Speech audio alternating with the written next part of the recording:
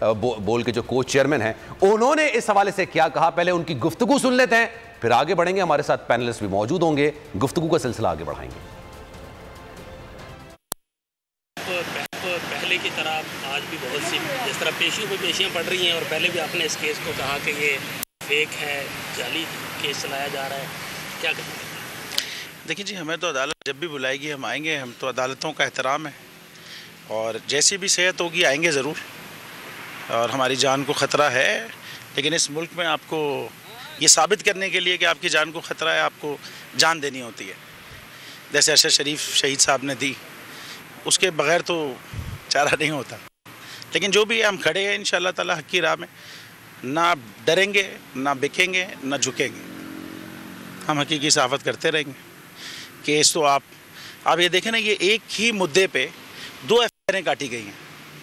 एक ही केस है, एक कराची में, एक इस्लामाबाद में। दोनों जगह के तफ्तीशी ऑफिसर खुद कह रहे हैं कि हाँ जी, ये एक ही मुद्दे की 2 एफआईआर हैं।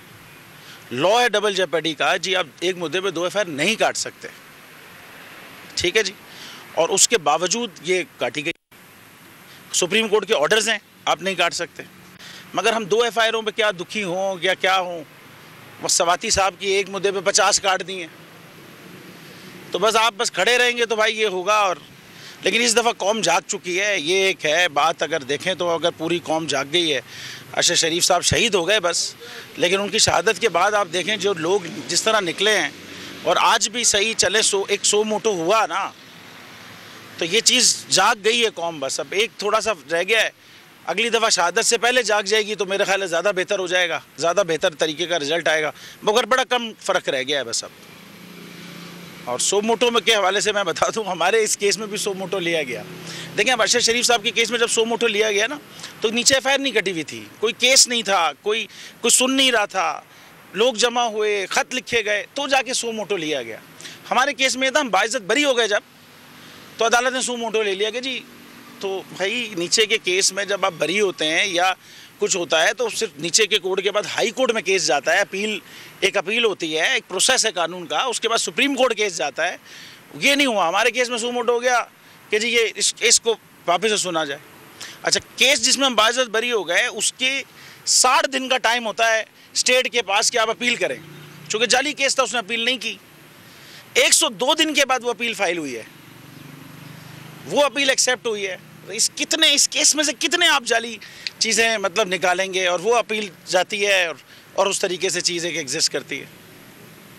तो भाई ये तो, और उससे सबसे बड़ी बात, सबसे मज़े का खेस, जो सबसे मज़े का खेस चीज़ है ना इस जाली केस की, वो ये है कि जी एक इल्ज़ाम लगाया और बड़ा शोर हो गया, पता नहीं क्या हो गया जी। इल्ज़ाम लगाया कि एक इदारे के एक ब्रिगेडियर साहब ने रिश्वत दी है जज साहब को हमारे केस में। अबे भाई, ना हमने रिश्वत दी है ना हमने ली है। हम इल्ज़ाम ये कि एक ब्रिगेडियर साहब ने रिश्वत दी है एक जज साहब पे। अच्छा जी, कैसे आप ये कह रहे हैं कि कोई दूसरे जज साहब कह रहे हैं मैंने सुना है कि जी इसने रिश्वत दी है। वो कहता है जी, वो जज साहब कह रहे हैं जी मैंने तो नहीं दी, मैं तो नहीं ली रिश्वत। अब वो जिस जज साहब ने ये कहा जी मैंने सुना है, उनके अपने कंडक्ट पे जो सुप्रीम जुडिशल काउंसिल है, उन्होंने अपने कंडक्ट, उनको उस जज को उस कंडक्ट पे निकाला है कि वो अब उसी इदारे के खिलाफ कई कार्रवाइयाँ, स्पीचेस, चीज़ें कर रहा था उस वक्त, तो उनको उस बेसिस पे निकाला। अब उसकी उधर बात गलत थी, हमारे केस में सही थी। भाई मतलब ये क्या, किस तरह से किस चीख के क्या क्या चीज़ें बोलेंगी जब ये चीज़ समझ में आएगी कि चीज़ होगी। भाई आप एफआईआर काटते ना, अगर एक आदमी ने रिश्वत दी और एक रिश्वत ली, एफआईआर काटते, गिरफ्तार करते उस जज को, गिरफ्तार करते उस ब्रिगेडियर को, उसके बाद इन्वेस्टिगेशन करते। अगर हमारा ताल्लुक होता, आते भाई हमें पकड़ते, उस केस में पकड़ते। इसमें तो हम बरी हो गए थे ना भाई, इसका उससे क्या ताल्लुक? क्या उस जज के सारे ऑर्डर्स आपने कलअदम करार दे दिए?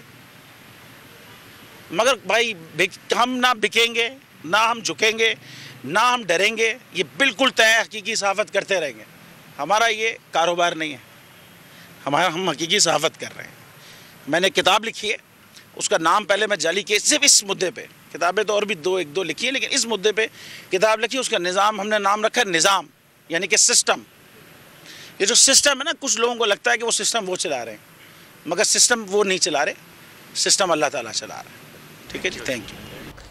तारीख में पहली बार इमरान खान, आसिफ अली जरदारी, शहबाज शरीफ, मरियम नवाज, मौलाना फजल रहमान, और बिलावल भुट्टो सब एक साथ चल रहे हैं सिर्फ बोल पर।